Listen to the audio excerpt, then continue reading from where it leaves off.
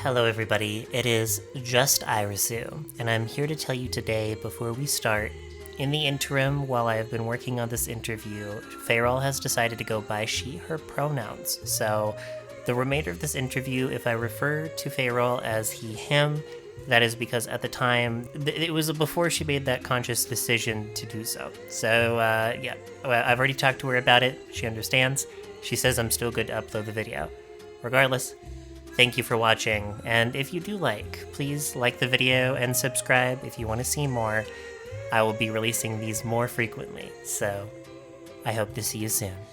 Good evening, my esteemed watchers, and welcome to another episode of Poison Points. I'm your host, Irisu Neo, but you can call me Irisu, and today we are interviewing with the Aspect of Love himself, Feyral. That's me.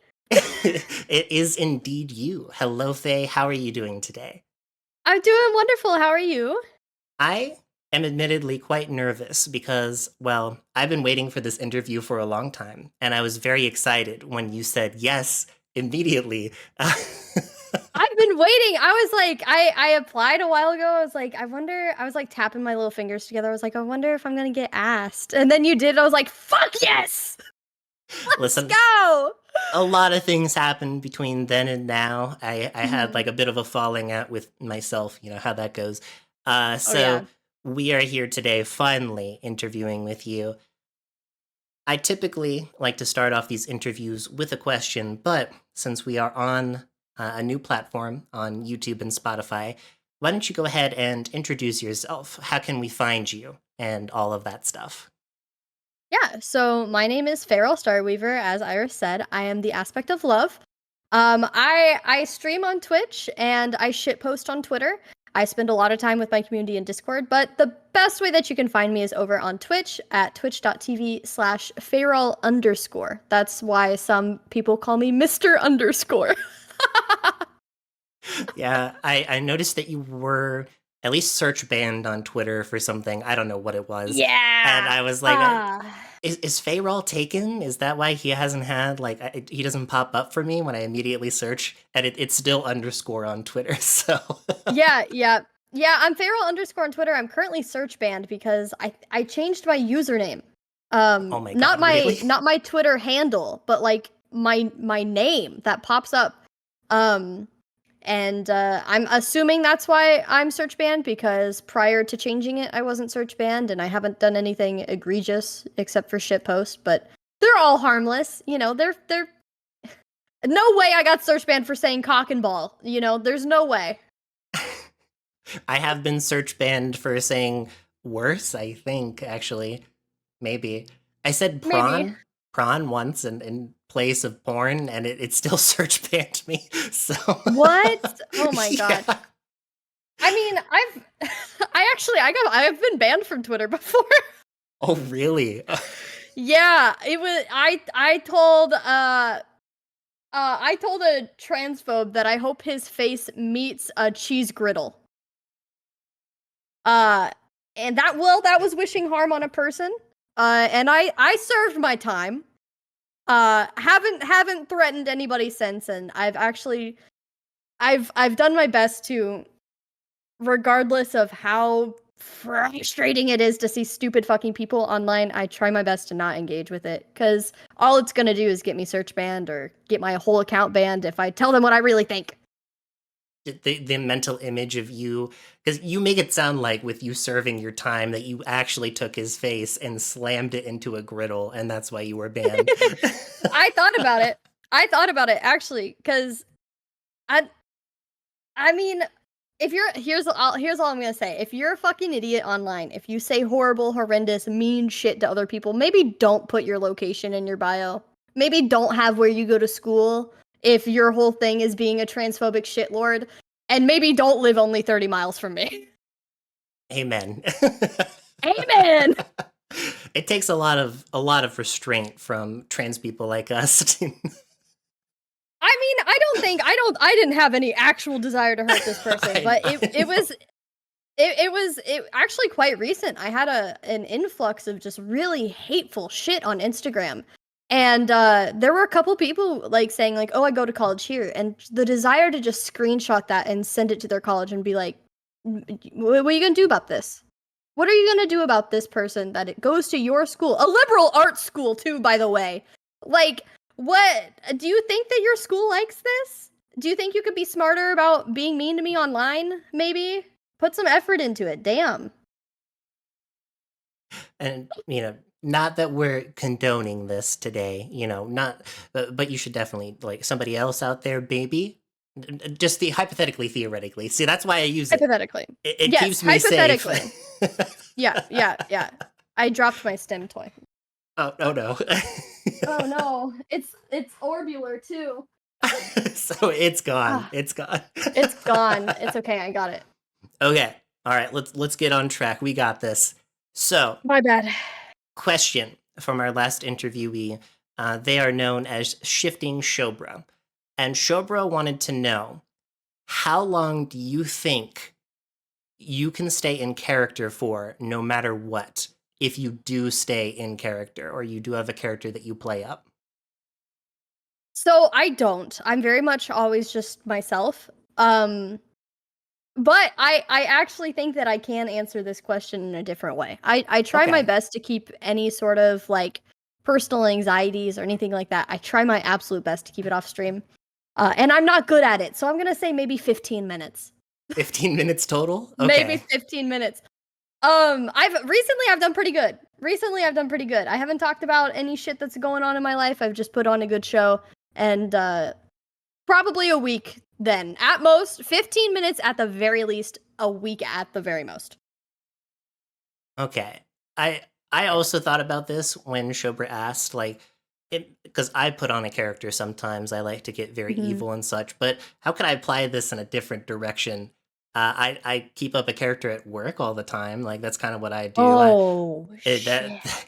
I am now in customer service mode. I have to talk to these people like they're my best friends on the planet, and if they make me upset or I am not feeling well that day, that doesn't matter. I have to pretend to be somebody else. Yep.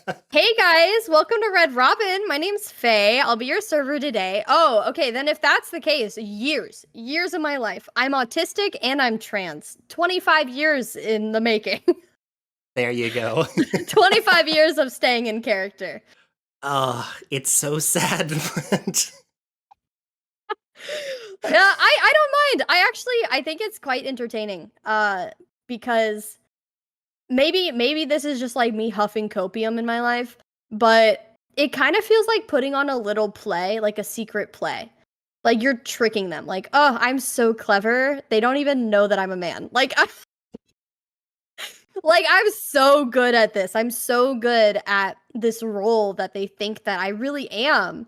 Like they don't even know. It's kind of exciting to me sometimes. I've almost completely eliminated that in my life. I'm very out socially and in my life. It's a lot of fun. I think then quite a while to answer the question.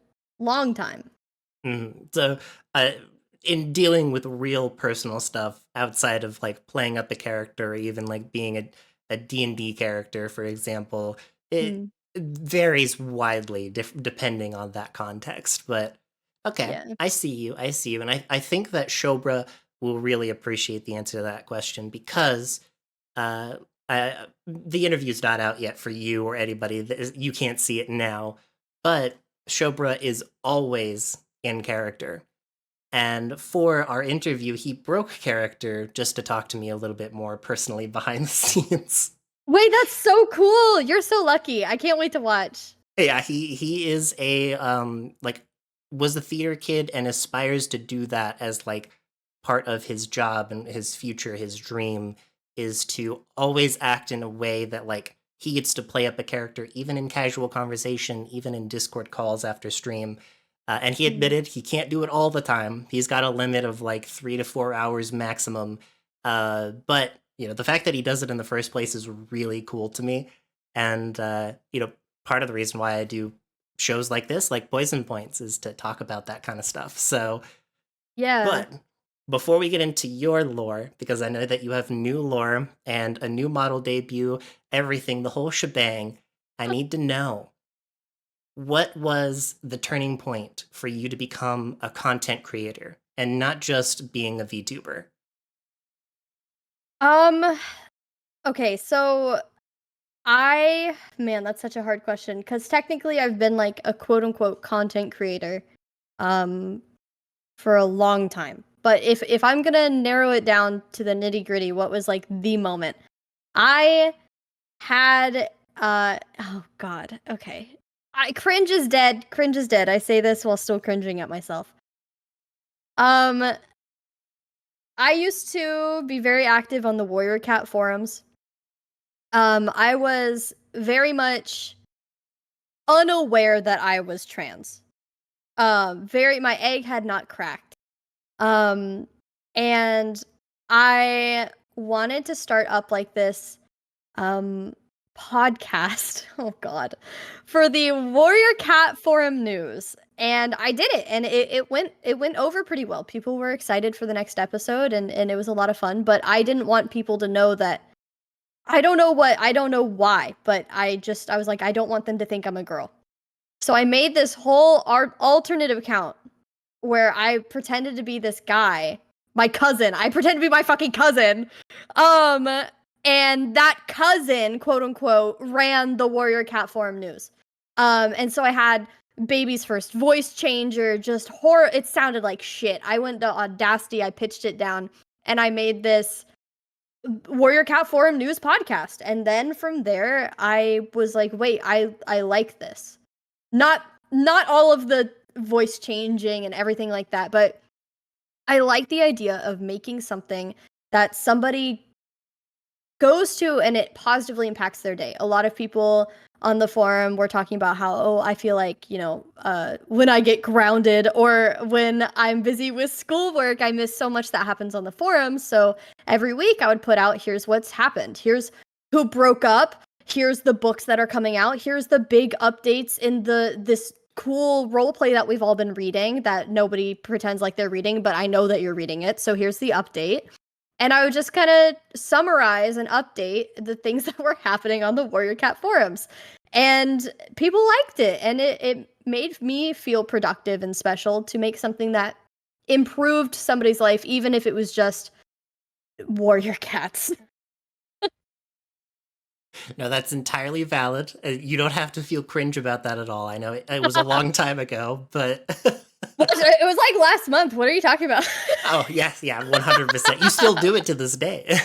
Yeah. Feyral, please. That was my cousin's name. You can call me Dayroll. Oh my god, gay roll. I'm gay Dayroll. roll. Yeah. No, I was like, that's actually how I got my old handle. I became notorious on the Warrior Cat forums for getting banned because I would tell other trans people and other gay people that it was okay. And the forums were actually quite homophobic. You weren't allowed to talk about gay stuff. You weren't allowed to talk about your experience. They considered that revealing personal identifying information about yourself, when in reality, we both know that that's not the case. And even as a teenager, I knew that. And while I, again, at the time did not know that I was trans, I felt this need and desire to let other people know that it was okay. Maybe it was me also speaking to myself every time without knowing it, but I got banned a lot for telling other people that you should push through and you will be okay. And we started coming up with this naming convention for me so that everybody would know it was me. So it would be an adjective and then a noun. And that's how I got my old handle, and which I won't be saying, but I used that for years to make all of my online handles for years. And Feyral was the first time that I've ever broken that, actually. Okay. Listen, screw what they had to say about that. Like, I'm gonna be honest. The that forum sounds like a place where you should be open and gay and trans and all that stuff. It's kind of wild to me that they didn't allow that. Yeah. I think it was a little bit of a what's the word, like a cope, that it was for personal identifying information that you got Yes. banned. It absolutely was. One of it closer towards the turning point of the forums being shut down, which also they gave us like 2 days. They said we're shutting it down in a couple days. It was very sudden. But closer towards the end, the Warrior Cat books had a gay couple in it. And it became kind of like this beacon that we had of how come you can have these characters in your book, but it's not okay for us to talk about being gay when you have gay characters in your book. So it became towards the end of things that it was okay to talk about your sexuality or say that you are gay, or to have in your role plays a boy date a boy. It's okay for those things to happen, but it was still kind of taboo to talk about being trans because they considered it sexual content. But being a trans person does not make you inherently sexualized at all. And it could be either coping because it was ran by a Christian publishing, public. What is the word for it? Yeah, yeah. I think, despite everything, I looking back at it as an adult, I think that they tried their best to pull strings for us. But I was absolutely a fucking problem child. I was somebody who was very loud, and I would not stop being loud about why aren't you letting us do these things, and encouraging other people to break the rules too. I'm IP banned. I'm permanently banned from the Warrior Cat forums. The rebel in you truly shows, and I love that. That was the only time. I think that's how I got my teenage rebellion out, actually, because I wasn't a very rebellious teen like IRL. I didn't sneak out. I didn't do anything wrong, but by God, I picked fights on the Warrior Cat forums. Yeah, the ones that like are technically inconsequential to your real life, you took it all out online. I love that. Yep, yeah. Okay, and from that point, where does VTubing come into play for you? So, maybe perchance controversial. In high school, my favorite content creator ever was Nanners, actually. I loved her. I thought she was really funny. And then I got a little older and I looked back at it and I was like, wow, actually this isn't that funny. This isn't okay. And right about the time that I had that thought, she stopped making that content as well. And she kind of fell off the face of the earth. I didn't really see any content from her in a long time. And in maybe a nostalgic way, I missed it. Not necessarily that specific content that she was uploading, because it doesn't stand up to today's standards. It's not okay. If she posted that stuff today, it wouldn't be fine. But looking at how it shaped me, and like seeing like, whoa, wow, it's this girl, she's making cringy anime stuff and it's okay, and it makes me feel better about being cringe and into anime and singing little songs. It was something that I needed. And then I grew up and I still, kind of missed her stuff. And then one day she pops up, she's a VTuber. And I was like, hold on a second. This is cool as fuck. A lot of different things converged at once. I was also, again, very active in the Warrior Cat community, and I met one of my best friends of all time, Pinkberry. And then through Pink, I met Vinji. Pink and I were pen pals for a long time, and we kept in touch despite, kind of not being in the Warrior Cat community anymore, kind of growing a little bit out of it. And then I saw one day that she made a VTuber account. And this is actually, believe it or not, like in the same week that I first saw Nanners. And I was like, hold on. Something is telling me, the universe is telling me that I need to be a big titty anime waifu online. And I need to do it now. And I was, I was like actively drawing a lot of this character that I had from my World of Warcraft, my World of Warcraft character. I was drawing a lot of this elven night elf druid named Feyral. I was like, you know what? I love Fae so much. Why don't I become a VTuber as Fae? And then I got banned from the World of Warcraft subreddit. More banning. Yeah, what's up with that? What's up with that? Huh? They I guess because I got into an argument with the moderator. That's what happened. I Oh got in my trouble again. goodness. They said that Faye isn't a true night elf because I was too white. I wasn't a purple or blue skin tone, but I literally color picked the original Faye from the game. So shut up about that. I was right. And then they're like, "Oh, well, you have ears." I'm like, "Malfurion has horns." What? Come on, man. Anyway, I ended up the the banning from World of Warcraft subreddit and all of the stars aligning into all of the people that have, shaped me in some way suddenly being these characters online. I was like, this is a possibility.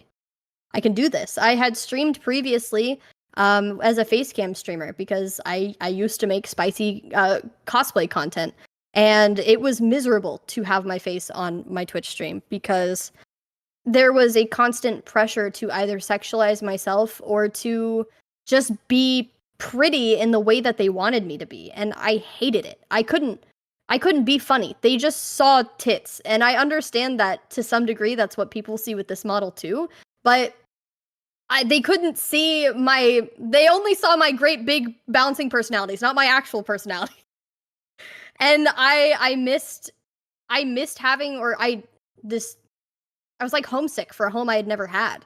I wanted to make a community where I could be funny and also maybe sometimes be sexy. And the best way to do that was to have this model that I felt very attached to. So I became a VTuber. VTubing as the gateway drug into VTubing and getting banned off of the World of Warcraft.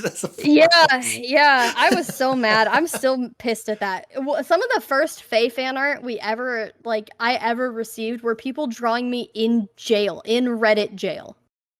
Yes.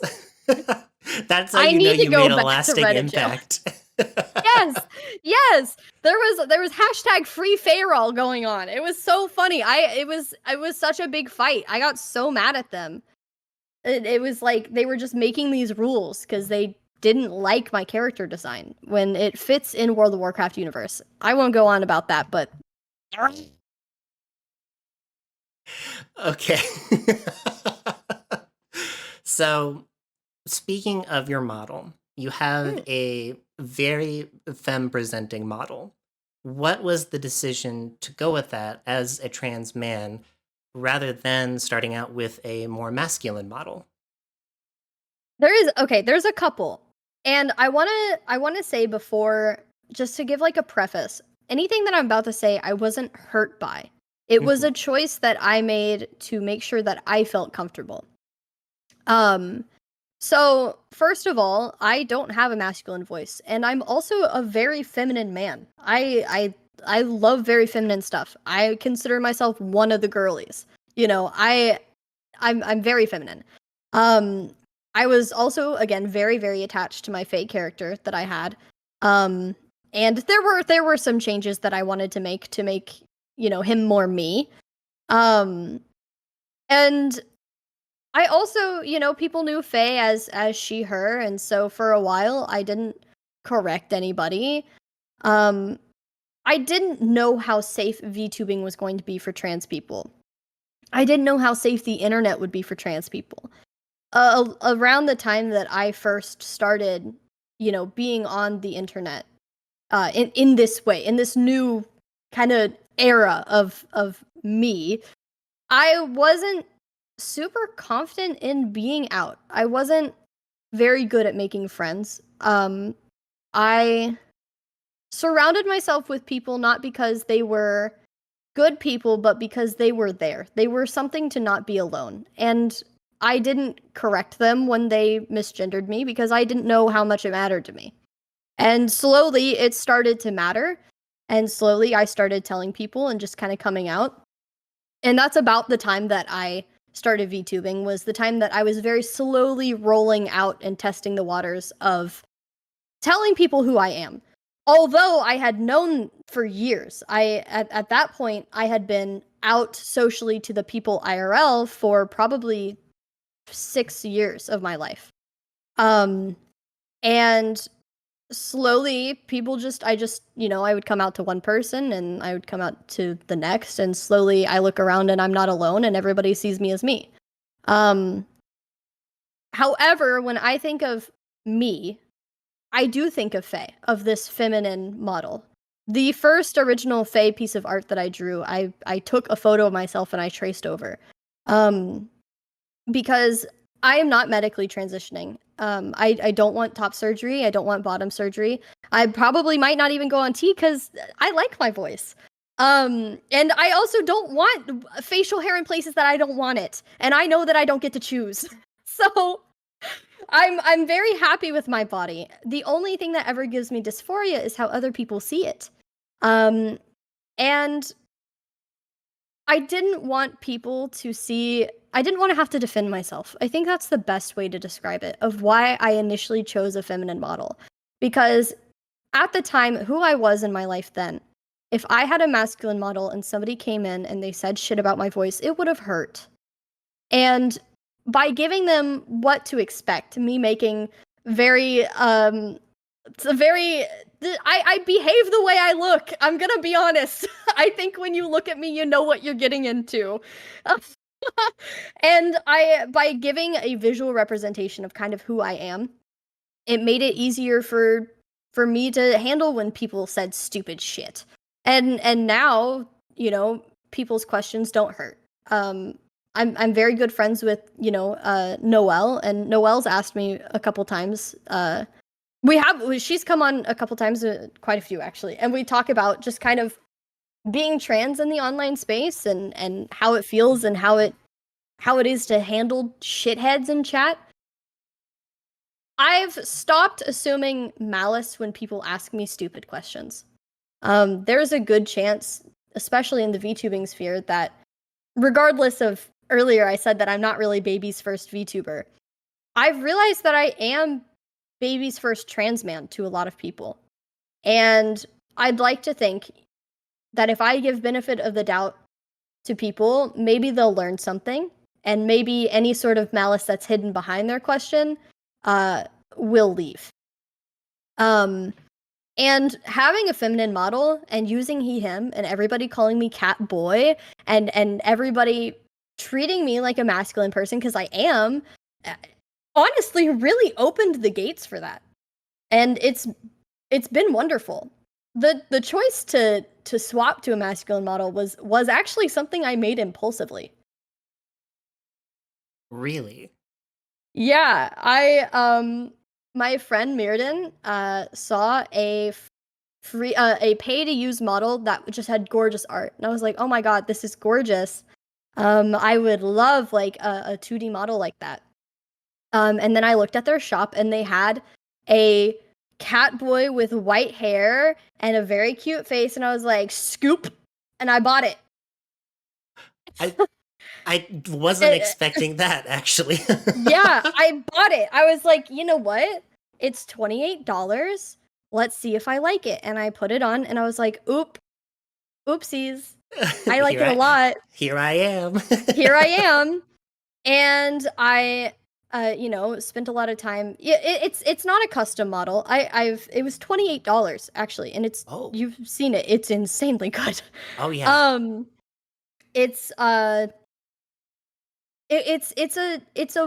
test in the waters, not just for me and my comfort, but to see how my community will respond to it, because I know a lot of people have in their head when you watch a content creator that this is what they are. And I love my community, and I love everybody that finds me and stops in and says hi even once. And I think that when anything changes, especially since a lot of my community are autistic as well, anytime there's a change, it takes some time getting used to. And so I would hate to spend thousands of dollars on this banging masculine model for people to be like, what's happening? What's happening? This isn't the Faye I know. This isn't him. Where'd he go? Where's his tits? What happened? I did have people say that. They're like, where's your boobs? I mean, technically, they're always there. They're still there. They're always there. Yeah. But it's I would like like a custom masculine model someday, because it's like shoe shopping. Like, you go to the mall and you're like, oh, these Crocs are nice, and you put them on, but you're trying on the display shoes. You don't know what they're actually going to be like when you wear them. So I went shoe shopping and I was like, oh, this looks nice. I'm going to buy a cheaper pair until I can save up for the really expensive ones. And I'll prepare all my friends for it so they can be and like, and so they I can like be that, used to or I don't like my that. really cool Crocs. Yeah, they can be Yeah. used to all the blingies and stuff like that. Whatever they're called. What is it called that you put in your Crocs? I have no idea. It's called something ridiculous and stupid, and I don't remember what it's called. But every time somebody says it, I'm like, what the fuck did you just say to me? Only thing I know about Crocs is they have the speed mode and the casual mode in terms of when you flip that little back thing, and that's it. Yes. I have small feet. I always have to wear mine in sport mode, or else they fly off. They're right here, actually. My Crocs right here. Lore accurate, too. Faye actually in lore wears Crocs. You just don't get to see it all the time. I'm thinking about, actually, for my masculine model to have, like, Crocs on. I think it would be really funny. Yes, that would be awesome. Or at least like a outfit design of me in my Crocs, I think would be funny. Yeah, that would be cool. But in lore, I actually don't wear shoes. Yeah, you gotta save room for the nice little paw feet, I believe, that you have. Yeah, the big fat stompers. They're huge. Yeah, huge feet. See, when you were telling me about this model, the masculine model that you have, I was like, oh, this is like a new lore point for him, because I had just watched your interview with Post, and you were talking. We'll get to the lore, by the way, but you were talking about how you're an aspect of love, and you mentioned other aspects, and I was like, oh, this is a new aspect where, like, is Faye all of the aspects? This is really cool. Hearing that you're actually, like, I'm just going for it. This is just what I want. Yeah, so that's the beauty of kind of making your own lore. So in the actual lore, we're shapeshifters, so I can be whatever I want. This is the form that I feel is most comfortable for me and most comfortable for people to view me. It's like biblically accurate angels. Yeah, you don't want to see what the biblically accurate Fae is. That shit's scary. So this is what you get so that you don't shit your pants.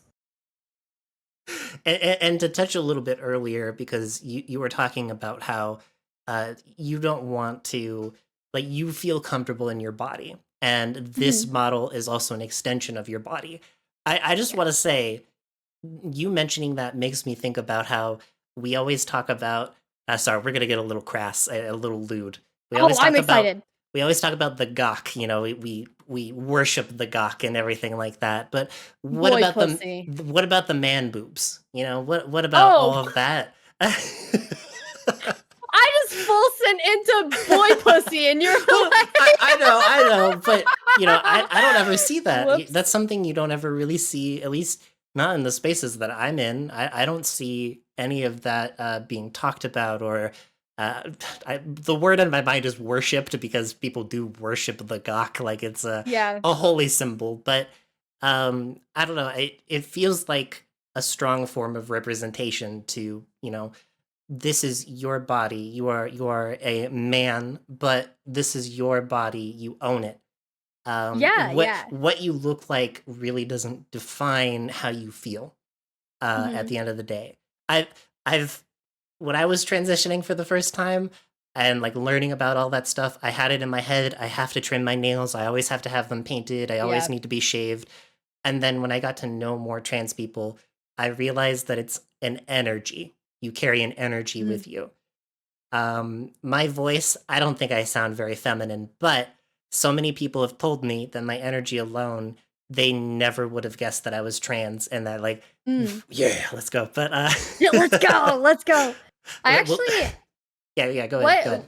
What made me kind of, the conversation that I had for myself of deciding, because this was actually a very recent decision on that. I'm not going to medically transition. I might take tea for like a couple months just to help me out a little bit. But I think the conversation that I sat down and I had with myself was, would I be transitioning for me or would I be transitioning for other people? And the answer was that I would be doing it for other people. And I don't want that. It's my body. It's my life. It's the way I am piloting this fucking flesh mech. I do with it what I want. And if I don't, if in order to be respected by people, I would have to change my body in a way that I don't want to, then I don't need their respect. Because I respect me and I love me. And the people that matter will respect me and love me even with the boy pussy and man boobs, you know? Which, by the way, I have to say, we are in very different circles because boy pussy and big man milkers are highly revered in my spheres. I have a lot of trans masc friends, and I'm assuming if Gawk is highly revered in your spheres, you probably are friends with a lot of trans femmes as well. Yes. Yes. That's why we have different spheres, is because everybody in my spheres rocking boy pussy. Okay, so it's mainly who we hang around that really influences that Twitter feed and all of that. Oh yeah, that we see. absolutely. Because I don't see anything about girl cock. Finally, we've merged the worlds together. World peace can be achieved, actually. It started here at Poison Points. You see, me and Faye were talking about boy pussy. You see, it's like the handshake meme. Yes, that's us right now. That's us. Hell yeah! I'm gonna make that following this interview. Anyways, back on track as far as content creation goes. In your experience as a content creator, as a VTuber, what do you think helps push a creator forwards? Oh, that's a hard question because depending on the day, I'll answer differently. God, I have so many wildly different answers to that question. Can you ask again? Like right now, or do you want me to wait a little bit? Yeah, okay. No. Like right now, and then I'll give you my knee-jerk response. Okay. What do you think helps push a content creator forwards? Drive and ambition. But, see, I said my knee-jerk reaction. Yes. Also the people that are along your journey. I think having people who get it. So if I'm organizing an event and I have questions or I'm wanting to be like, hey, what's this about? I want to talk to people who get it. And so having people who are just as driven, just excited to create, who are working alongside you with things, not even working on the same thing, even just, hey, I have this Discord server and we sit in here and we work on stuff in tandem together. It makes me want to work. It excites me when I see my friends working on stuff. It makes me want to work hard too, so that I can do something. For me, I work hard because I want to be proud of myself. I want to be proud of the effort that I put in. But everybody's going to be different of what drives them to create and push forward and try new things. I think to narrow it all down, I'm going to say excitement. Okay. I like that answer. It's that adage of if you want to be rich, you hang around with businessmen. If you want to be intellectual, you hang out with intellectuals. You surround yourself with the people that you want to become, ultimately.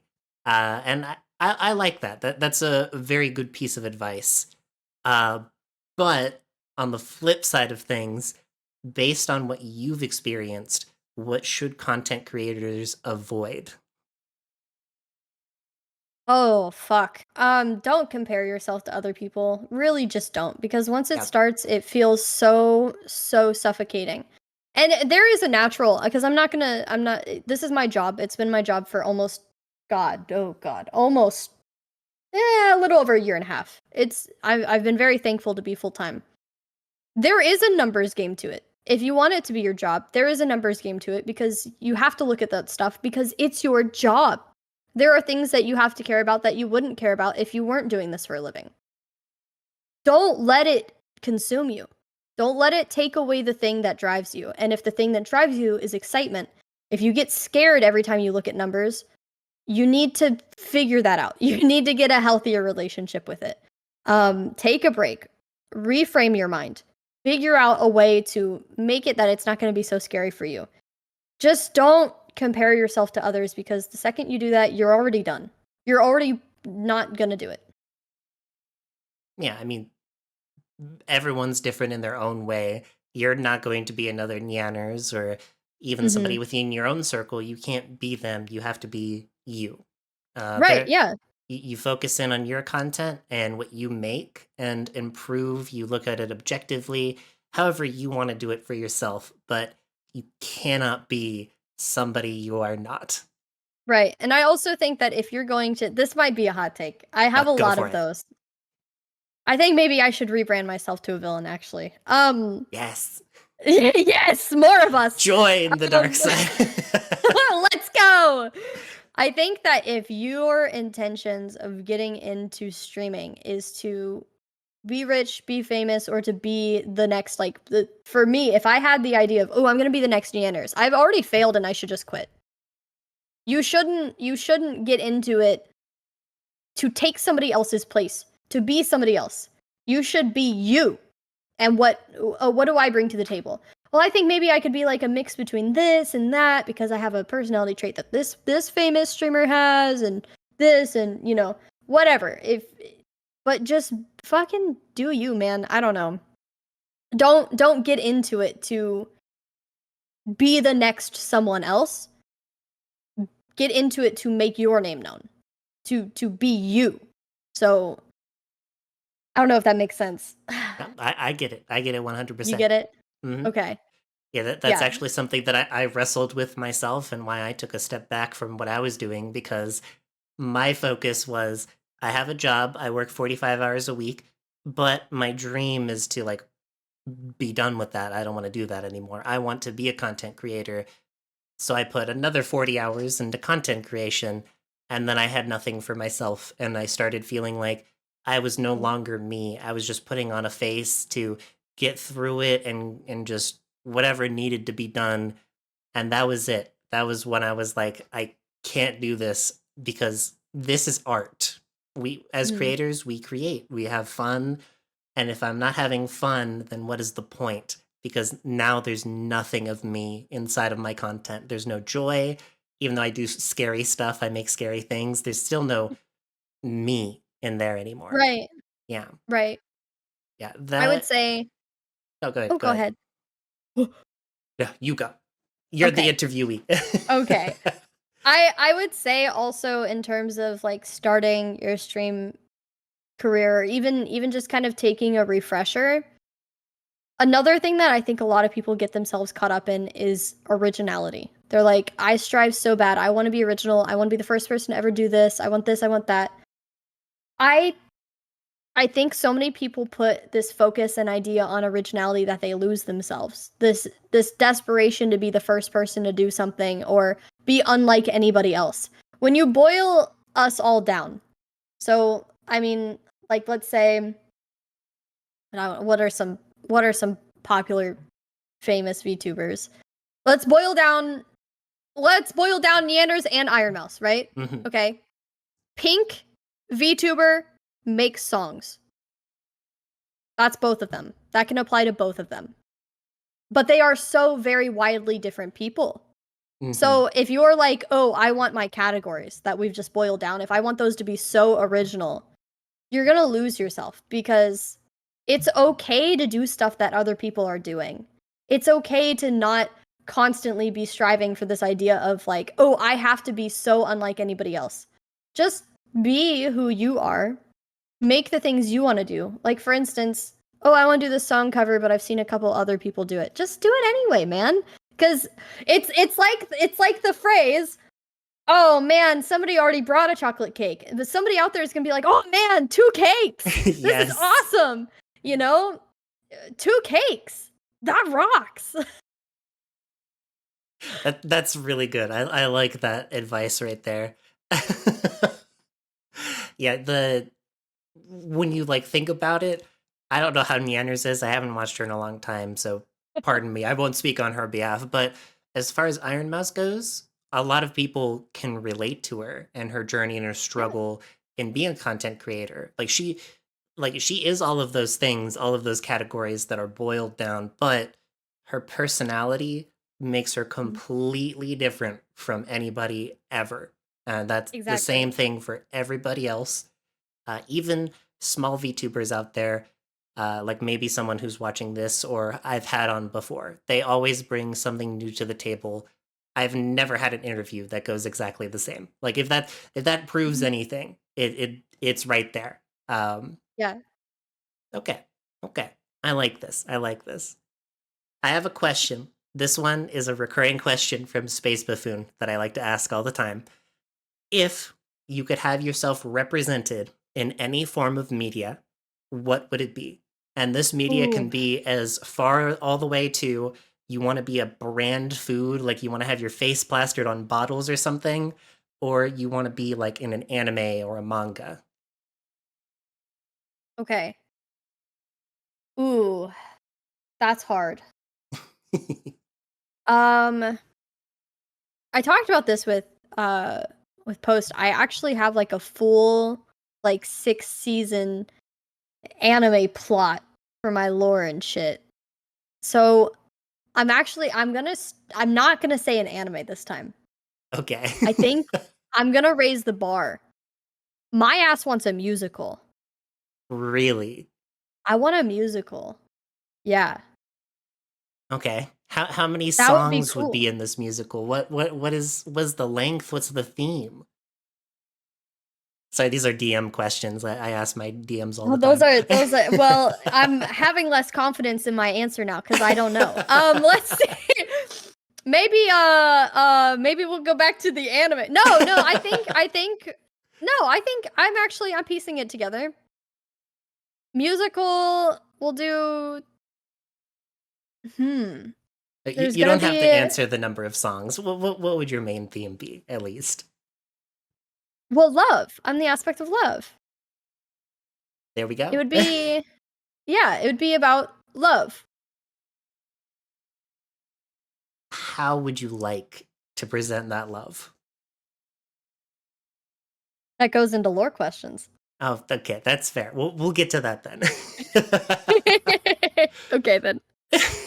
Sorry, I'm extra hyper from coffee, and you just got me like going. I was like, Like, I'm excited, I'm we I'm we can do ready. it.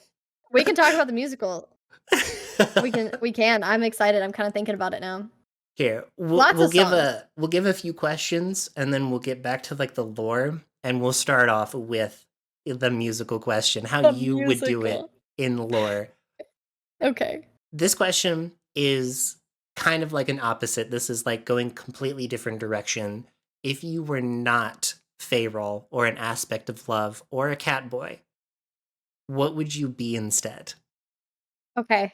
I actually have an alternate account on Twitch that I haven't touched. Ooh. Um, a Pyrenees dog. Uh, big fluffy Pyrenees. Uh, ASMR content. And the whole joke is that it's like kind of crackhead ASMR, but the bio is therapy dog. If that just giving the world's worst advice while like licking my mic or whatever. I think that would be so great. You Yeah, should skip Aurora doing. Borealis. Oh my god, Yeah, yes. she has a name. She's got a name. This is something I thought about. I even started making the VTuber model myself before I was like, I actually don't think I want to do this. I don't have the time. I don't have the time to have two whole personalities online. That's fair. That's fair. You should avoid doing your taxes, and then you fucking slap the microphone as hard as you can. Yes!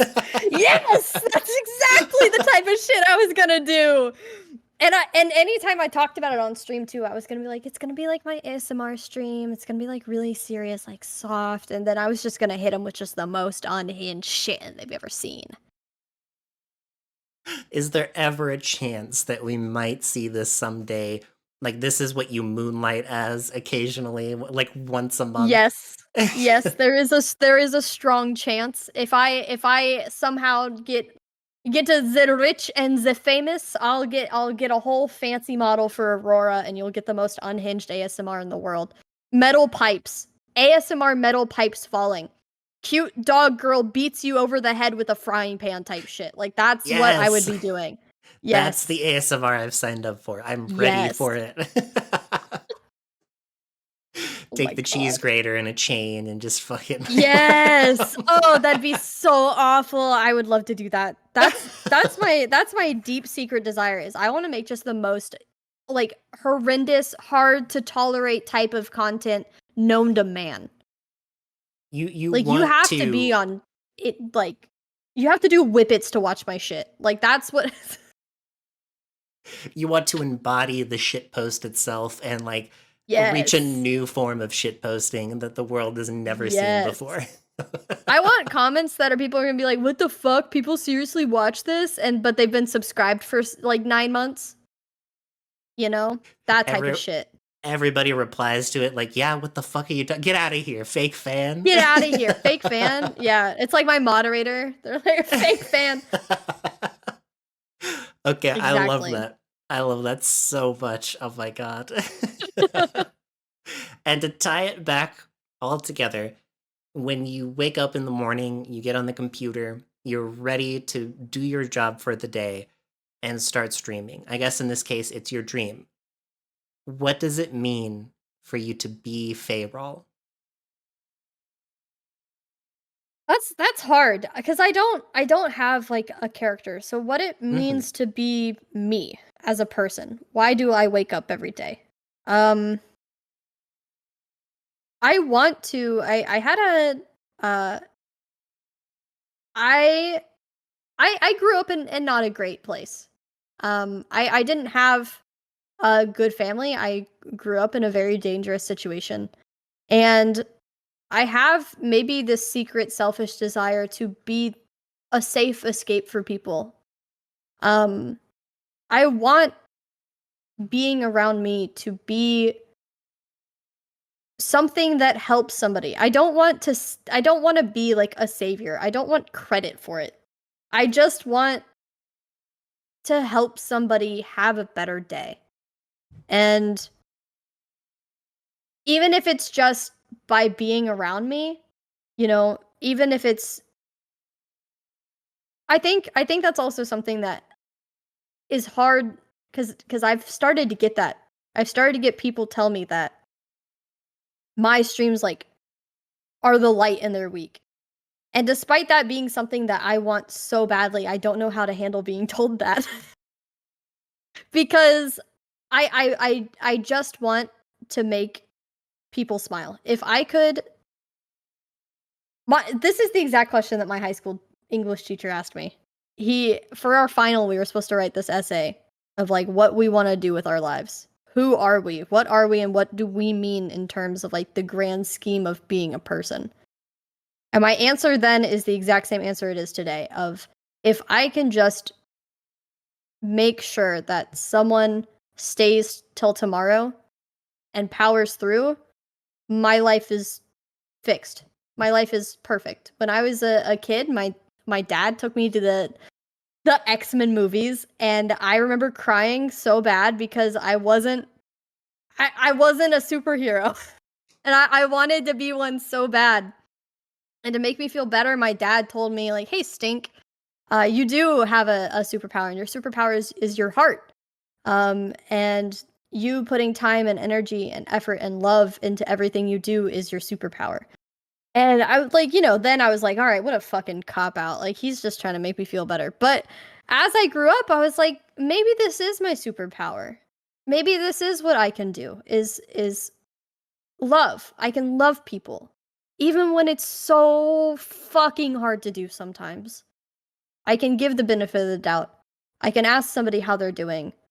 And I can wake up and I can choose to try my best to be a light. And that's what I do. I want to make people happy. Very nice. Very good.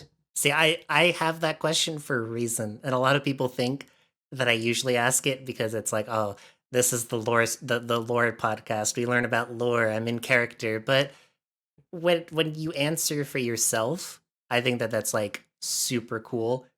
Uh, I just love that. Sorry, I'm a button pusher. I like to push people's buttons, No, and it's okay. I extract the information. This is what I do. Yes, I hate to disappoint you. My lore and who I am as a person you're gonna hear my lore and you're gonna be like, okay, I get it No, now. I see it. no disappointment here whatsoever. Because this podcast, this whole interview stuff is twofold. Because my philosophy has always been your lore is a story, and however much lore you have, it doesn't really matter. You can have the littlest amount. You could have documents upon documents, but ultimately, you wrote it. Like this is something that Mhm. somebody made, and that somebody is you. And there's a part of you in that. Like every little bit of that has something that has impacted your life in some way. So, with that being said, you have now just become a superhero. You know, you are the aspect of love himself. And we'll take a post question. You've been given a bajillion dollars. You're about to make your musical happen. You've been approached by, I don't know, Mrs. Moneybags. That's me today, or Miss Moneybags. What is your musical about, Faye? It's about um growing. Growing and loving yourself and helping everybody else around you not only love themselves but love each other. Okay. It's really vague. No, it leaves a lot of room for growth. Yes, exactly. And that's what the musical now you're getting it. Now you're getting it. Do you think audience reception would be like what the fuck at first, and then as it goes on and they go about their day, they like start to get it a little bit more? Um maybe. Uh the musical would start with this kind of like heroic tale finishing.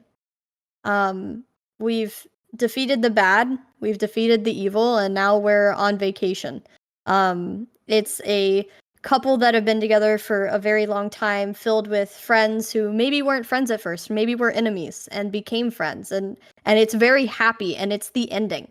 And then the main character dies and wakes up in this place that is wrong and is not what he thought it was.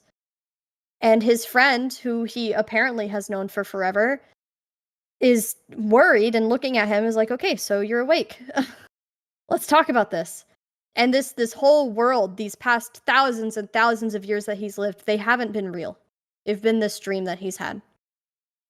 And watching and missing something that wasn't ever real is how it starts. An escapism of this dream and these people that love you. It's gone. So you gotta build it up again with real stuff this time. I I know that I put you on the spot in coming up with this like all just now, but you have me hooked. I would watch this hundreds of times. This sounds awesome. That's the beginning of my lore. That's Yeah, let's go. let's go. Yeah, And it's fun. I've spent years writing it. so, with all of that being said, you refer to yourself as an aspect, not just of love, that you've mentioned other aspects. What are aspects? How many of you are there? Not just you, but just, aspects in general. Mhm. Okay. Those are very okay. Yeah. So, um, that's a tough question in terms of how many of us are. Um, in terms of lore, and from the very beginning, um, aspects are very much creation material. So at the beginning of the world, as just the universe, just existing, there's just endless space and stars, and it's kind of like It's kind of like a pantry. So this space area is full of no life, but the capacity for life. Each star is a different ingredient, and if only those stars could be combined, they could make life. Eventually, something crashes into each other, and the pillars of creation are made. And in that are the pillars, the three biggest aspects known as the pillars. So that's life, death, and fate. They kind of become the chefs. So they take up all these pieces of stars and they crush them and they make worlds, universes, Earth and space and meteors and everything that you can possibly think of. They are the creation event. And they look around. They're like, okay, it's good. We need more. So then there comes more aspects. So there's the aspect of Earth, as in like the ground. There's known hundreds of different names for these aspects as well. So some people might know the aspect of Earth as Gaia. There's so many different names but it boils down to their role. To take care of the Earth, to take care of the ocean, stuff like that. So all of the aspects, like I said, have been called things throughout the eons. Gods, tricksters, a lot of them as well. Maybe somebody that you see on screen could be known as a trickster. And lots of different things. The only way for an aspect to be made is through the pillars making them. And they made a lot of them. there's like jobs for everybody. There's war, and there's love, and there's peace, and there's chaos. There's also the aspect of ego, which is my partner, and there's the aspect of strength. There's so many different aspects and so many different, roles that they have. But the most important one in terms of creation is the aspect of wrath. She was made, and she kind of sucked a lot. She kind of fucking sucked. By this point, humans had been made. And Wrath didn't like that the pillars had all this power. So she went to Earth and she started taking power. The more of a thing that's in the world, the stronger the aspect that rules it is. And so if there's more anger and hatred and animosity in the world, the stronger Wrath gets. And if she goes down and sows that, she reaps nothing but power. Aspects also have one other funny thing about them. Mm-hmm. We each have our own animal, and we each have multiple forms. So this is my natural form, but I have other forms. I've got my animal form. I'm the aspect of the Panthera family. So I'm every big cat wrapped up into one. There's also dragons and caracals and monkeys and all sorts of different cool aspects that have their own, animal. I got off on a tangent. You're fine. You're fine. Totally. I love hearing about this stuff. But for you specifically, what does it mean to be the aspect of love? What do you accomplish by being an aspect of love?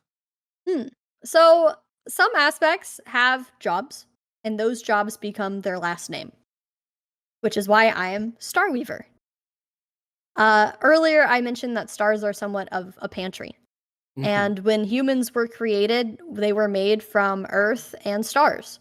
Hundreds of thousands of stars crushed up into different people. We, as humans, feel a natural draw to other people who have the same stars in them. There's not necessarily one particular person made with the exact combination of your stars, but there's people who share the same stars, and those are people that are fated to meet, to be in each other's lives. Maybe not forever, maybe just a passing glance, but those are the people that are meant to be around each other.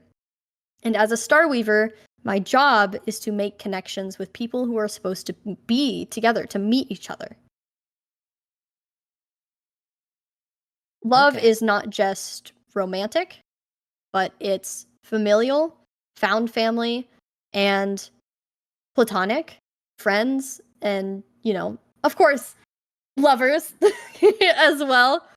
I've had a lot of different names over the years, but I think my favorite one has been Cupid. I think that one's a lot of fun.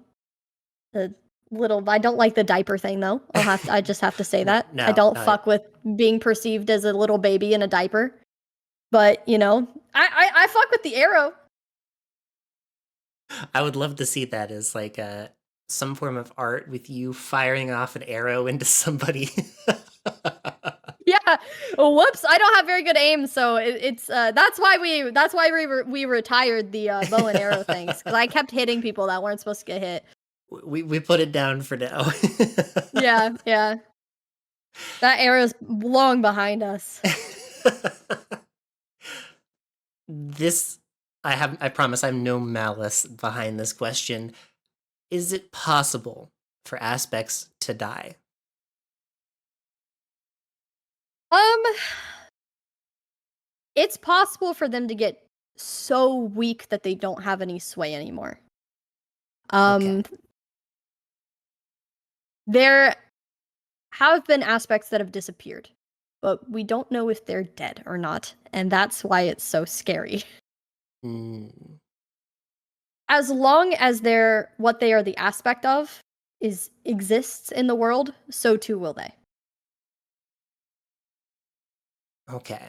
So, do you take a physical form? Are you somewhat considered like a higher power, ethereal in a way? Can people take your life? And do you reincarnate after that? Or is it uh, yeah, we'll just ask that. You're right. If the aspect takes a physical human form, they can be killed. And then the soul, but not the memories, the power is transferred to the next person. So, hypothetically, Yes. if a aspect were to be killed and the role were not to be taken soon enough, the world could be thrown into chaos. This has happened before. The aspect of hope was killed, and it was my job to find its new owner. And it was really hard because not a whole lot of people are signing up to be some sort of uber god, you know? It's kind of a lot of responsibility. Hey, kid, do you want to live forever? Do you want immense power? You'd be surprised by how many people say no, actually. The people who say no are the ones that you want to get to do the job. Because you know they're Yeah. responsible and they're not going to Yeah. abuse their power.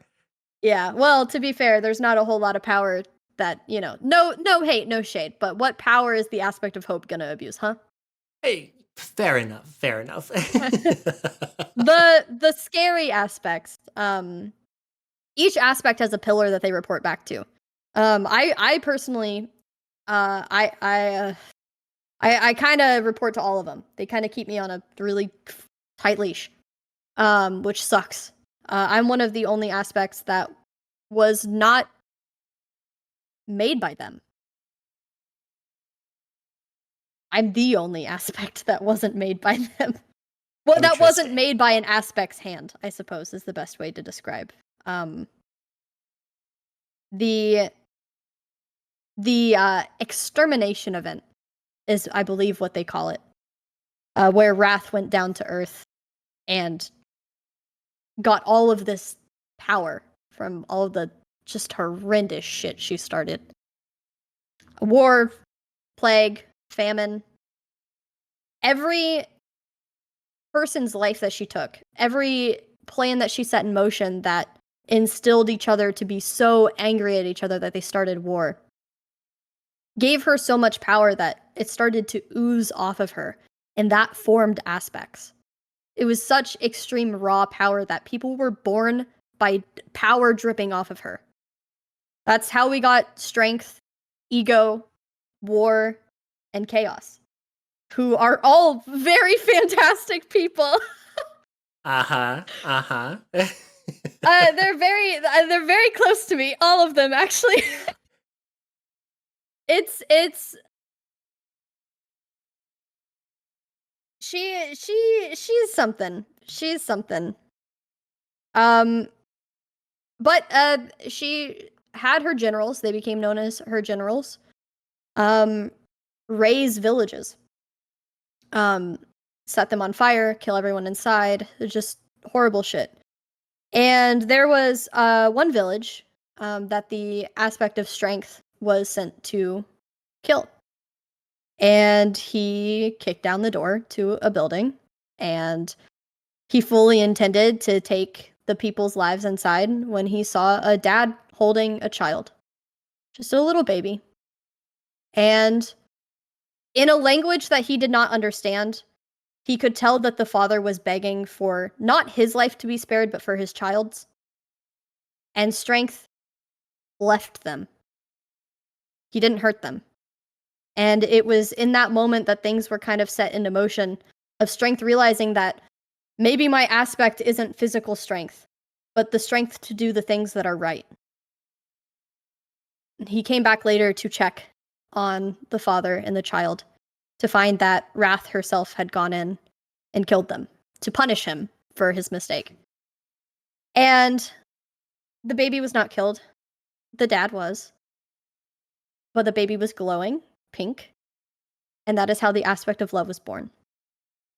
To sacrifice your life for somebody else's is the ultimate form of love. And that's how I was born. Okay. That's why I've got a. That's why I'm one of the only aspects that takes an elven form, because that is what my father was. I see. Mhm. There is a lot to unravel and unpack there. A whole Yeah. lot of trauma in this poor little baby. Yeah. Well, yeah. The pillars then, in order to kind of inspect, perhaps, I don't really know the right word for what they did. Maybe to understand me. I think to a degree the pillars were a little afraid of something to be made by a human. It wasn't strength's choice. It wasn't Wrath's choice to make me. It was my father's. And that's really scary for the ultimate beings of power, to not know how another being of power comes into creation. And they kept me very close to them. I was not actually allowed to leave the heavens until I met Ego and Chaos, who kept sneaking me out.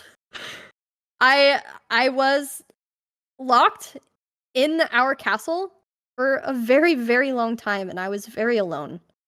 And for the aspect of love to be lonely, it doesn't instill much love in the world for the aspect of it to be loveless. How does this tie into your beginning premise of the musical?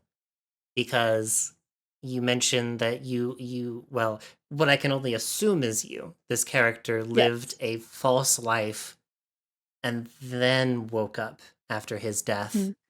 How does this work for you? I um I started getting really strong. As I grew older and as I made friends, I was so madly in love with the world and everyone that I met that I got really strong really quick. And that was scary to them. So I was given this siphon of sorts to channel my power. He is an aspect, and he is the aspect of control. His name is Mm. Vesper. He's on my bell. He is my bell. Um, and I started losing a lot of power every time that I kept the collar on. Except it's like a cosmic collar. I literally cannot take it off. Um, so I got caught sneaking out one day. Um, and I got really mad. I got really mad, and I ripped my collar off. And then I woke up, uh, having this false dream of being with people for thousands of years. Um, I don't know exactly what happened. Um, but I don't think it was good. Because the entire heavens were in ruin when I kind of came to. And I'm technically in prison. Okay. So Not my fault though. Not my fault. were those experiences with ego and chaos, were those real, fake? They were the experiences that I had of their friendship throughout the time of being awake, being aware of the aspect of love. Those were real. Mm-hmm. That's how I grew my power. But while I was, I guess, unconscious or in some sort of mind prison, I don't know what the fuck they did. I was kind of in a sort of limbo, and I created and existed this whole life.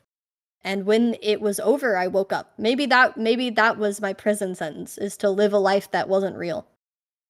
Ego's prison sentence for being the Wrath's general is he has to be a desk receptionist for a place that never gets any calls.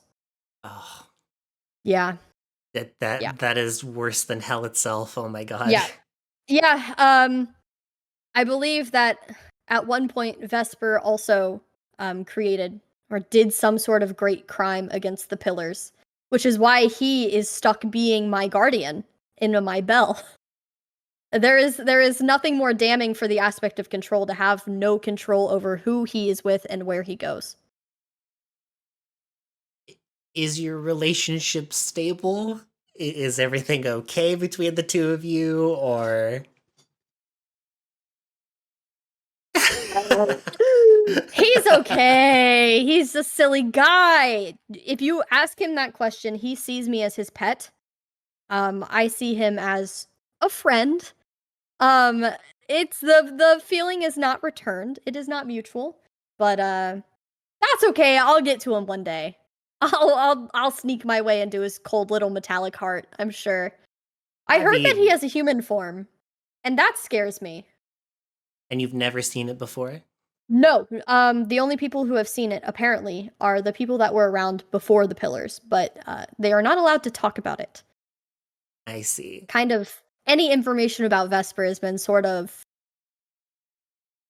redacted, I suppose. Besides, he once had great power, and now I have him. Well, there was one person who had him before I did. Oh. Ego, actually. Before Ah. he opted out of that. Once he opted out of the Vesper prison sentence, he got to the desk job prison sentence instead. I see. I mean, Yeah. I'm sure that if he knew how fashionable he makes you look and just Right? completing the Catboy look, I don't know. I think Yeah. he would also enjoy being paired up with you. He does. He enjoys it. He likes to pretend that he doesn't, but he does. One of his favorite things is to be dressed up. Whenever he's out of his collar form, he's actually a little bell cat. Oh. And I dress him up in cute little things, and he likes to pretend like he hates it, but I know he's lying because he looks in the mirror when I'm not looking. Like he's like, oh, look at this. He loves it, little bastard. The perfect pairing. Yes, absolutely, absolutely. And you also mentioned that the heavens were in disrepair. Is this still true now, or have things calmed down since then? It is. It is still true. Um, a lot of aspects are missing, and they're saying that it's my fault. Um, a lot of aspects, I guess, from what Chaos has explained to me, I got really mad. And I felt like God, I felt so suffocated. I felt so fucking suffocated from the way that I have been treated by the pillars. I know that they said it was love, the way that they were hiding me away and keeping me near, and it was for my safety, but I don't think it was. And I got really tired of it. And it's ironic that I felt suffocated because they have me in a literal collar. And when I ripped it off, which apparently I shouldn't be able to do, um, I blacked out. I don't know what happened. But Chaos said that my body like exploded, kind of. And something else came out and tore everything apart. So I don't know what that's about. But I don't think I'm supposed to know because I think if I learn, I think I'm gonna get really mad again. Okay. We won't pursue this line of thinking because I have many theories, but I think things might happen to my studio that I probably don't want to have happen. I'm scared to know what happens. But I've actually been given an option out of my now that I've woken up from my prison sentence of this glorious life where I had a husband and a child. I have a job to do. Yay! Yeah. I have to fix everything. I have to go to Earth and I have to make people remember who they are. But I can't tell them who they are or they'll think I'm fucking crazy. Classic scenario. Yeah, so there's a lot of aspects walking around Earth who don't know who they are. And it's my job to help everyone remember. But I'm a little scared. It's a really daunting task, especially because the only people that I know who I trust with it, the only person who retained her memories is Chaos. Everyone else is gone, including my partner. It'd be really ironic if he's working at a Starbucks right now. I think that would be really funny. From a desk job imprisonment to customer service, I think would be very fitting. Maybe that's where I should look first, actually. Maybe I'll look for ego first. Yeah, go all around, find all of those places that you were like, uh, you don't really like this place. This is where you'll Yeah. be. He's working at Joanne's, some shit like that. So you have to find all of these aspects. Do you know who they are before you meet them? Do you have like a some inkling, or do you have to find that out for yourself as well? I think that I will I think because of my connection with some of them, because of how close we were, I think I'll be able to tell. Do you ever meet somebody and it just clicks? Mm-hmm. I think that's what it's gonna be like. Okay. So you have And your aspect radar. yeah, sort of. It's like the gaydar. Yeah. Yeah, it'll just bing bing bing bing bing whenever I find them. I'm curious if they'll be able to know who I am too. If maybe seeing me awakens some part of their brain that they don't know is there. But Also, oh, go ahead. if the pillars put in thousands of years of false history in my brain, what the fuck have they put in their brains? This is true. They could have families that, yeah. Ooh, that's scary. I didn't even think about that. And Oh, this is all to be seen. Your adventure is here and now, ready and prepared to go and save these aspects. yes. In terms of what is to be seen, we've got the origin story, working on an animation right now, which is what I've just told you.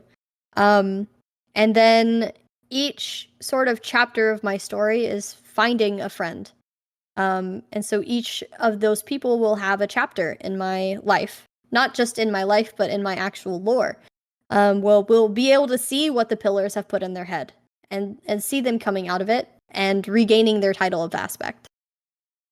Oh, I'm so excited to see this animation. It's ah. I can show you a little something right now in DMs if you'd like. Yes, please. Okay. Can I share this on the podcast? Is this allowed for me to? Mm, No, no. Okay. maybe not. Maybe not. We'll Sorry, see. everybody at home. We're blue Sorry, balling you guys. all. Let's see. I can find. Beep, beep, beep, beep, beep. I'm looking, I'm looking, I'm looking. We've got a lot done, so I'm looking for a particular. Here we go. All right, we'll get a live reaction from me at the bare minimum, and that that is all you'll get. Yep. Let's see. Hopefully this works.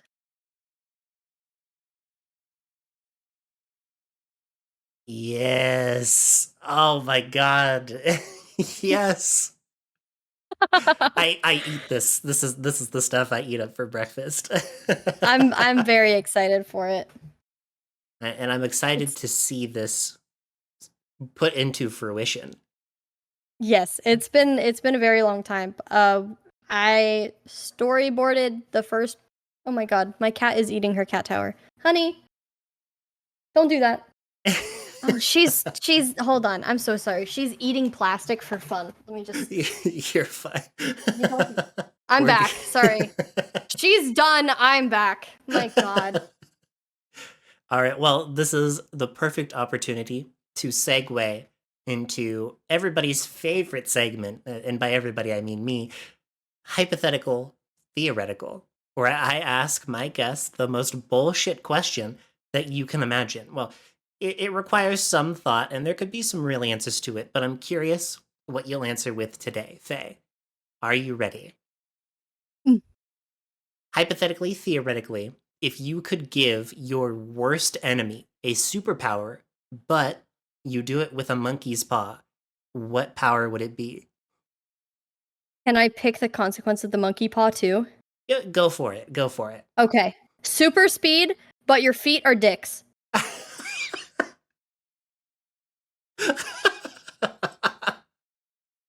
Get fucked. like same properties, it still hurts just as much as. Yes. Oh god. Yes, it's like constantly getting your fucking dick smashed. Oh god, you better start Yeah. learning how to run with your hands at that point. You're Yep. much better off. Yep. Jesus. But then you don't have super speed because it's not your feet, it's just your hands. I guess that's fair. Yeah. Yeah. I had somebody answered with this. They said what was it? They said flight, but it was inconsistent. Like you couldn't control when it went on and off. So Oh. you had to take your own risks on flight. My god, oh my god, oh my god. I'm getting comfy in my chair. Okay. But your feet are dicks. I don't think that answer's Yeah. ever gonna leave my head ever. It's a game that my oh my god, where am I going? My partner plays at work is you play superpower and then the other person gets to play butt. So Yes. you give a super I've thought about super speed with dicks for feet for so long. I've thought about it. And we finally brought it to fruition. Here it is. Finally, I get to tell somebody about it. Because I'm not at his job. I don't get to play superpower butt. So That this opens is up a my time whole to shine. world of opportunities. I'm so excited. Yes. Yes. Please, please, please, next time you're in VC with people, play superpower butt. It's so much fun. I know exactly who to bring this to, and I think that this will absolutely change their world. Like their whole life will change for the better. Yes, let's go. I'll let you know the results whenever we get those back. Please, please do. Also, no context. Just text me all the superpower butts. Oh, Like I don't need to know. I'll know immediately. Or I'll be confused for a couple seconds, then be like, "Why? What? Oh, and that's it. All right, I'll remember yeah, that. yes, so much fun." Okay, to wrap up this interview, I have three big questions that I always like to ask, and I have a new one tacked on at the end. I think I'm going to ask you this question first because it is a bit of a thinker, and it's a bit of like a scenario that I have to set up. You suddenly find yourself at a bus stop, and standing next to you is someone you recognize. It's a much younger version of yourself, but they don't recognize you. What advice would you give yourself without telling them who you are to help them get through life a little bit easier? Damn. Without them knowing who I am. Hmm.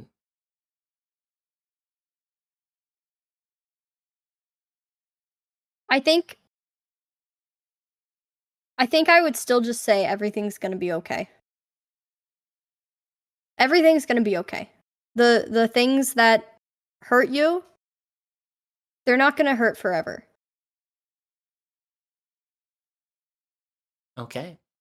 I like to ask that question because I'm a villain, and sometimes it hits pressure points, and it is mean and harsh, but it's really fun and awesome to learn about these things from people. So Mhm. I promise I don't mean to dredge up any bad memories if that happened, but No, not at yeah.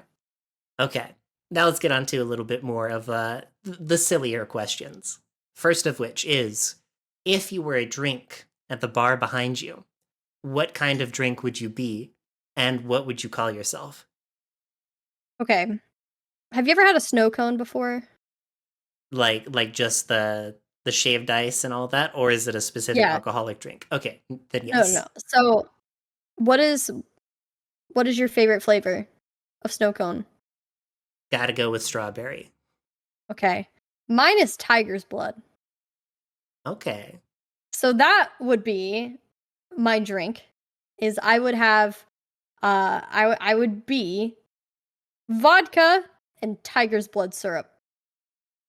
Could be cold, doesn't have to be. But yeah, and it's chilled. It's got to be cold because otherwise that sounds horrendous. Have you ever had warm vodka? I'd rather vomit. It's Oh rough. God, yeah. It's rough. Oh my god. And it's gonna be called tiger's blood. That or the heartbreaker. Ooh, I like that. We'll include both Yeah. names. We'll have the subtitle for it in the No, no, final image. I think it should just be heartbreaker because tiger's blood is what makes it. Okay, that's fair. Like, are we talking Mhm. actual tiger's blood, or is this like an No, artificial no, no, no. flavor? So tiger's blood. Hold on, I'm googling it. What is tiger's blood made of? What? I think it's Okay. like We got proteins, we have enzymes. it is These- strawberry, watermelon, and coconut. okay. It's really good. I will have to Oh, give this a try at some point. This yeah. sounds like a really cool flavor combination. Oh, it's so good. Sometimes they add cherry in. Oh yes. See, Yeah. I only asked you about the blood because I had a guest at one point. Their name is Monochrome, and their answer was the familiar. And the familiar has a bunch of different flavors in it and a bunch of different alcohols. But the key ingredient is it needs to have your blood in it because it's your drink. You're the only one allowed to drink it. And it's called the familiar because out of like an act of making a pact, you can give it to somebody else, like blood brothers Ooh. or blood sisters in that regard. Yeah, I'd trick someone into drinking it. We're in a Wait, pact now. that there's something wrong with me. Hold on. Wait, that hints at something being wrong with me.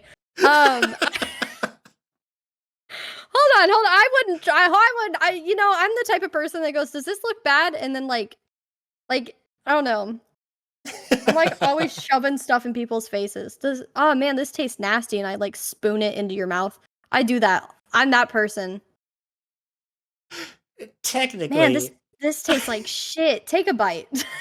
on a technical level, your blood to other people is the equivalent of poison. So you would be drugging them against their will Yeah, if you put it in their mouth. yeah. This is my villain arc. I'd be like, "Hey, you want a drink?" So good. I It's do like you remember good. that curse that yum yum like TikTok shit? I would do Yes. that, but with my and then just to I would say you can get me to stop if you take a drink of this. Don't you So wanna Do you annoying. wanna? Yeah, oh, I love being annoying.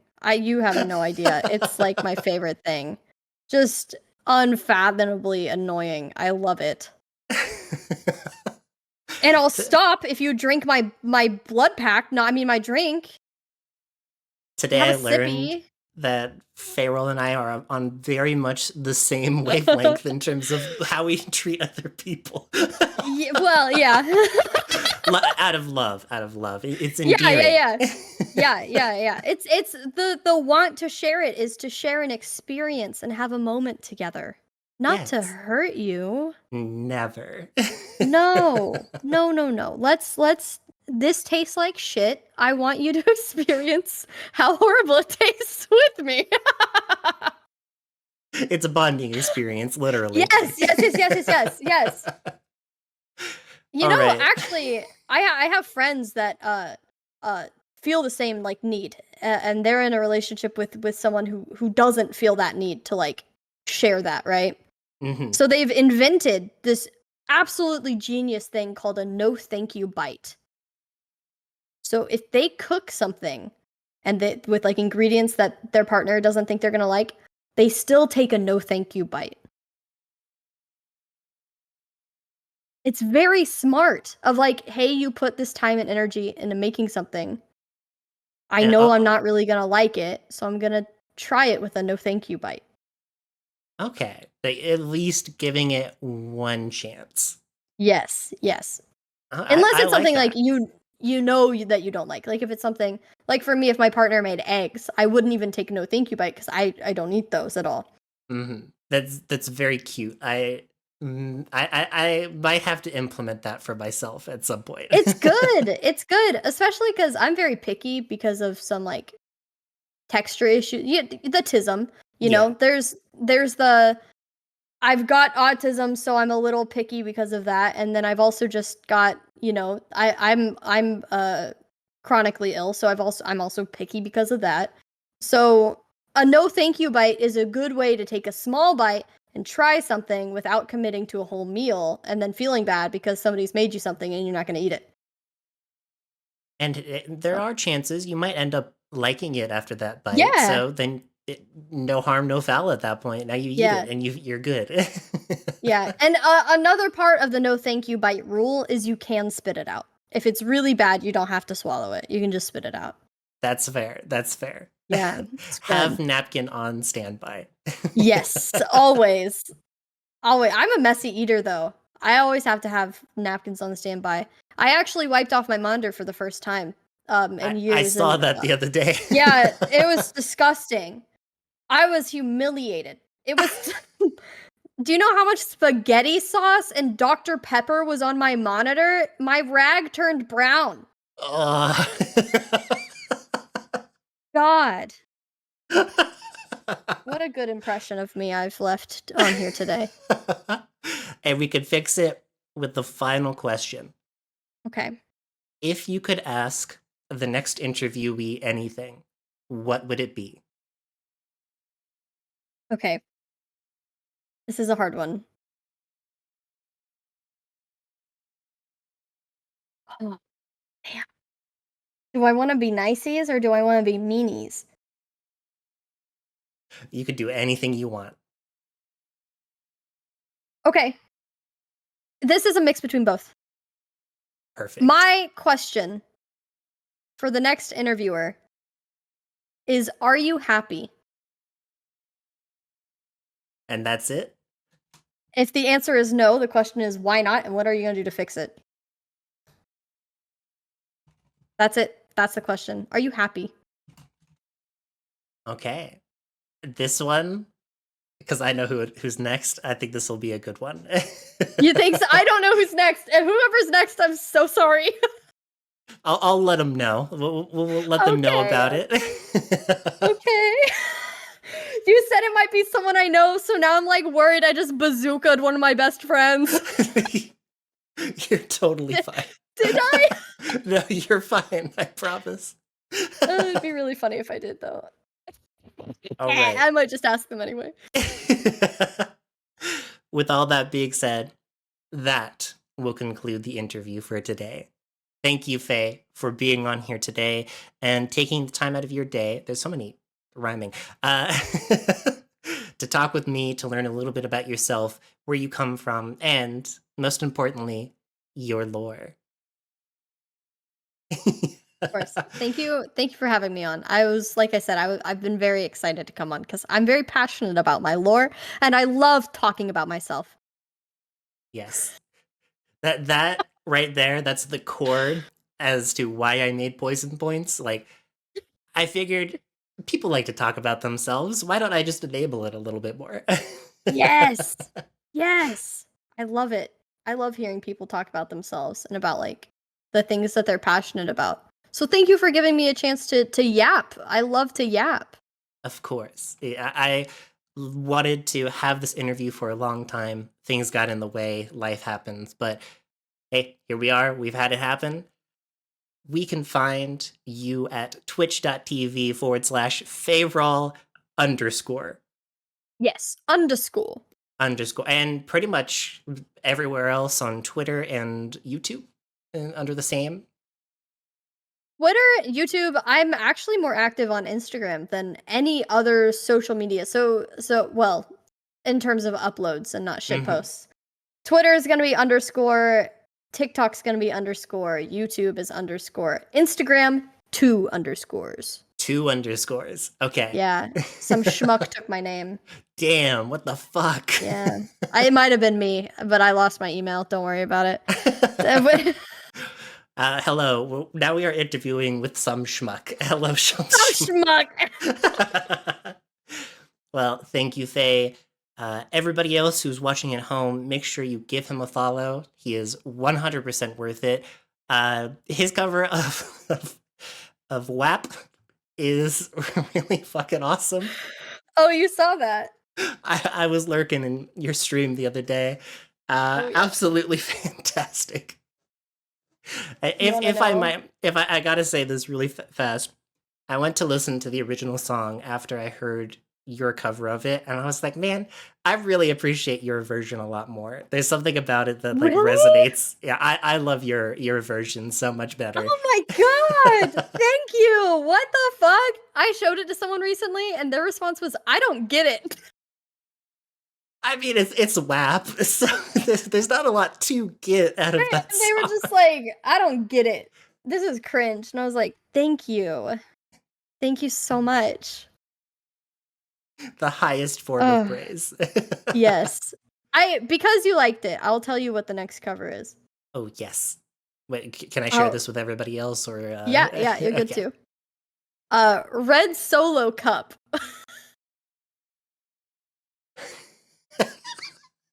Let's have a party.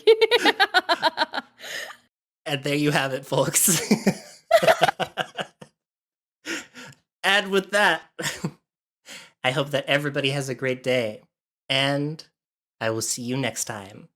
Take care now. Goodbye, everyone. Mwah, mwah, mwah.